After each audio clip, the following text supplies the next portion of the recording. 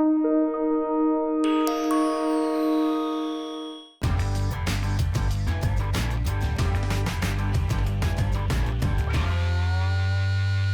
ideia dessa sequência didática é a gente entender um pouco mais como é que funciona a circulação humana. Para isso a gente precisa compreender a anatomia cardiovascular e a fisiologia cardiovascular. Mas eu sempre me perguntei sobre a complexidade do coração. Então, quais são os compartimentos inferiores? Quais são os compartimentos superiores? Desses vasos sanguíneos, o que é veia? O que é artéria? Né? Então, o coração, ele é um músculo, ele é um órgão oco, formado por um músculo chamado miocárdio.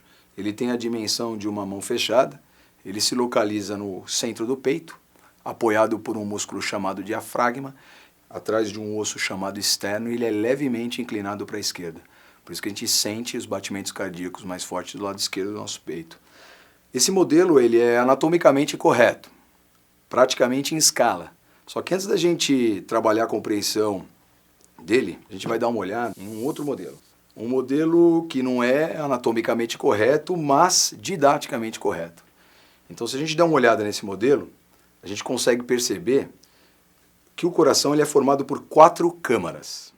2 compartimentos superiores e 2 compartimentos inferiores. Isso vai ser importante para a gente entender como é que o sangue entra no coração e como é que o sangue parte do coração. Do lado esquerdo do coração, 4 veias chegam trazendo sangue rico em oxigênio. Essas veias são chamadas de veias pulmonares. Do lado direito do coração chegam 2 veias. A veia superior direita, chamada de veia cava superior. A veia inferior, que chega no átrio direito. Enquanto a veia cava superior traz sangue vindo da cabeça, dos membros superiores, da parte superior do tórax, a veia cava inferior vai trazer sangue vindo das nossas pernas e da parte do abdômen. Então, nesse primeiro momento, trazido por veias, o sangue chega no coração, invadindo os átrios. Só que dos átrios, das câmaras superiores, ele vai precisar passar para as câmaras inferiores. E quem regula essa transferência de sangue são 2 válvulas. Do lado direito do coração, nós temos a válvula atrioventricular direita. Do lado esquerdo do coração, válvula atrioventricular esquerda. Então, nesse momento, a parte esquerda do coração recebeu sangue oxigenado, ao passo que a parte direita do coração recebeu sangue rico em gás carbônico. Esse sangue que passou das câmaras superiores para a inferior, agora vai ter que ser bombeado para sair do coração. Para isso a gente conta com a presença de 2 outros vasos sanguíneos. Do lado esquerdo do coração, levando o sangue rico em oxigênio para todas as partes do corpo, nós temos a artéria aorta. Ela logo se ramifica em inúmeras outras artérias para entregar toda a encomenda celular para que ocorra o processo de troca gasosa. Do lado direito do coração, o sangue sai pela artéria pulmonar. Então esse sangue que sai dos ventrículos para as artérias, ele é regulado por um processo de abertura e fechamento de válvula. Do lado esquerdo, na base da artéria aorta, nós temos a válvula aórtica. E do lado direito, na base da artéria pulmonar, regulando esse fluxo de sangue, nós temos a válvula pulmonar.